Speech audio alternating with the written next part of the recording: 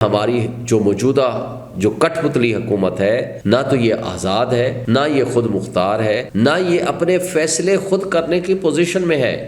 پورا میڈیا، ہمارا electronic media اس کے بارے میں خاموش ہے۔ جب کہا گیا کہ جناب الیکشن دھاندلی زدہ ہیں، الیکشن میں ہیر پھیر کی گئی، تو اس کے اوپر کیوں نہیں بات کرتے؟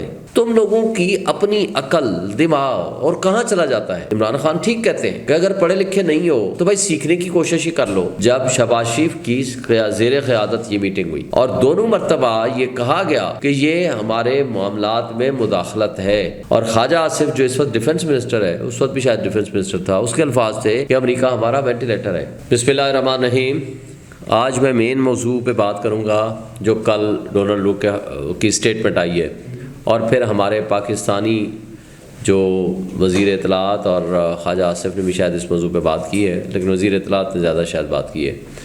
دیکھیں، ڈونلڈ لوک کی جو اسٹیٹمنٹ ہے کہ یہ کہنا کہ جی سائفر تو بالکل جھوٹ تھا، میں یہ سوال کرتا ہوں کہ جس وقت وہ یہ اسٹیٹمنٹ دے رہا تھا اس وقت وہاں بیٹھنے والے لوگوں نے کیا وہاں لوئر کے آپ کو پتہ ہے کہ نعرے لگا دیے، یعنی ان کا جھوٹ وہیں واضح ہو گیا، کیونکہ زندہ قومیں ایسے کبھی نہیں کیا کرتی کہ ان کے سامنے کوئی بھی جتنے سے بڑا شخص ہو، اگر وہ جھوٹ بولے تو اس کو بہت سنجیدگی کے ساتھ دیا جاتا ہے۔ مگر سوال یہ ہے کہ اگر سائفر نہیں تھا تو سائفر کا پھر یہ مقدمہ کاہے کو؟ اس کا مطلب ہے کہ سائفر کا وجود تو ہے، وہ اسد مجید خود دے چکا ہے۔ پھر نیشنل سیکیورٹی کمیٹی میں 2 دفعہ یہ بیٹھ گیا اور ان کے منٹس جاری ہوتے ہیں۔ پھر ISPR کی پریس کانفرنس ہوتی ہے اور وہ کہتے ہیں جی مداخلت ثابت ہے۔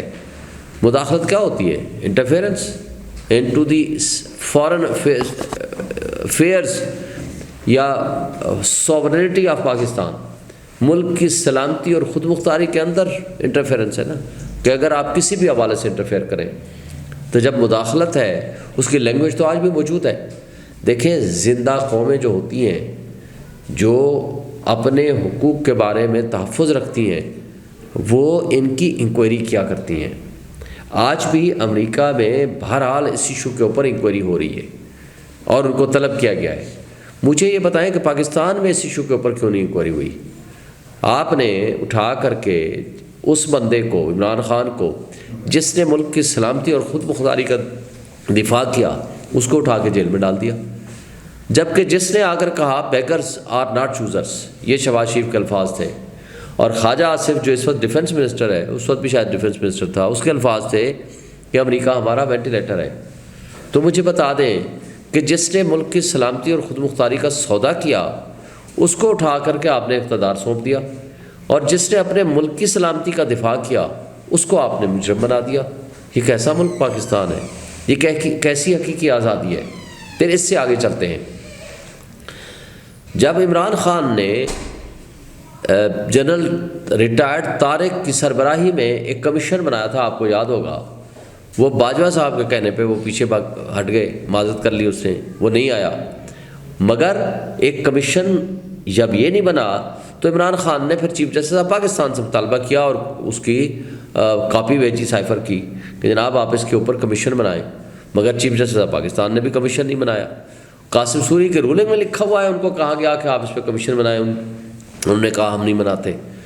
اچھا، پھر شہباز شریف نے، یعنی یہ جو سائفر نیشنل سیکیورٹی کمیٹی میں رکھا گیا ہے، 2 دفعہ رکھا گیا، ایک دفعہ عمران خان کی سربراہی میں جب کمیٹی کی میٹنگ ہوئی، اور دوسری مرتبہ جب شہباز شریف کی زیر قیادت یہ میٹنگ ہوئی، اور دونوں مرتبہ یہ کہا گیا کہ یہ ہمارے معاملات میں مداخلت ہے جو کہ نہیں ہونی چاہیے، اور اسی وجہ سے ڈیمارچ کیا گیا US ایمبیسڈر کو۔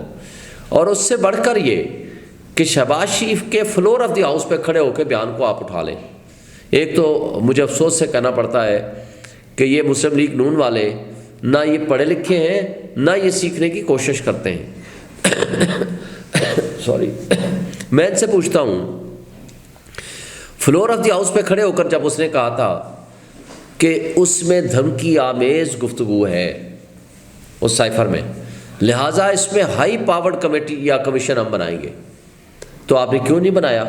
اس لیے کہ جب آپ سازش میں ملوث تھے تو آپ نے کہاں بنانا تھا۔ اب آ جاتے ہیں کل جو عطاء اللہ تعالیٰ نے بات کی ہے کہ دیکھو جی اس نے کہہ دیا تو بس سائبر ختم ہو گیا۔ وہ عقل کے اندھو، تم لوگوں کی اپنی عقل دماغ اور کہاں چلا جاتا ہے۔ عمران خان ٹھیک کہتے ہیں کہ اگر پڑھے لکھے نہیں ہو تو بھائی سیکھنے کی کوشش ہی کر لو۔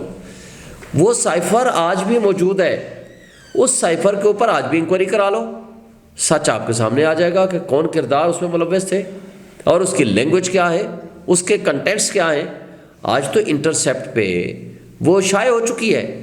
انٹرسیپٹ نے جب شائع کی، اس کو پاکستان کی کسی ایجنسی نے، پاکستان کسی انسٹیٹیوشن نے اس کو چیلنج نہیں کیا کہ وہ جو انٹرسیپٹ کے کنٹینٹس ہیں وہ درست نہیں ہیں، اور یا جو کچھ وہ کہہ رہا ہے کہ وہ غلط کہہ رہا ہے، وہ جھوٹ بول رہا ہے، ایسے کوئی الفاظ نہیں ہیں۔ اور اگر ایسا نہیں ہے تو تم آ جاؤ، جا کر کے اس کے خلاف مقدمہ کر لو، جا کر امریکہ میں یا USA میں یا جہاں جہاں اس کی سرکولیشن ہوئی ہے، کہو جی اس نے جو کچھ کہا ہے وہ غلط کہا ہے۔ اور اس نے پھر جو سورس اپنا بتایا ہے وہ بھی بڑا امپورٹنٹ ہے، اس سورس کے متعلق بھی آپ جا کر تحقیقات کرا لو کہ کس نے نہیں کیا۔ تو لہٰذا سائفر کا وجود آج بھی باقی ہے۔ لیکن جو وہ وزیر اطلاعات صاحب فرما رہے تھے، اس ایک موضوع کے علاوہ پورا میڈیا، ہمارا الیکٹرانک میڈیا اس کے بارے میں خاموش ہے۔ جب کہا گیا کہ جناب الیکشن دھاندلی زدہ ہیں، الیکشن میں ہیر پھیر کی گئی، تو اس کے اوپر کیوں نہیں بات کرتے؟ جب یہ کہا گیا کہ جینڈر وائلیشن ہے، وہاں خواتین کے اوپر ظلم و تشدد اور بربریت ہو رہی ہے اور پولیٹیکل وکٹمائزیشن ہو رہی ہے، اس پہ کیوں نہیں بات کی گئی؟ جب یہ کہا گیا کہ عمران خان کو جعلی مقدمات میں رکھا گیا ہے اور امریکن ایمبیسڈر کو جا کر عمران خان سے ملاقات کرنی چاہیے، اس کے بارے میں کیوں نہیں انہوں نے وضاحت پیش کی؟ بات یہ ہے کہ یہ اس طرح کا جو کوئی سٹیٹمنٹ آپ کو پسند آئے وہ ان میں سے پیس میل میں اٹھا لو اور بعض کی چیزوں کے اوپر آپ بحث ہی نہ کرو اور ڈسکس ہی نہ کرو، تو یہ غلط ہے، یہ اصول کے خلاف ہے۔ اس لیے میں یہ سمجھتا ہوں کہ ہماری جو موجودہ جو کٹ پتلی حکومت ہے، نہ تو یہ آزاد ہے، نہ یہ خود مختار ہے، نہ یہ اپنے فیصلے خود کرنے کی پوزیشن میں ہے۔ اس لیے یہ ملک کے لیے ایٹ رسک ہیں، یہ ملک کی سلامتی کے لیے نقصان دہ ہیں، تو اس سے ان کی جتنی چھٹی ہو سکے وہ کرانی چاہیے۔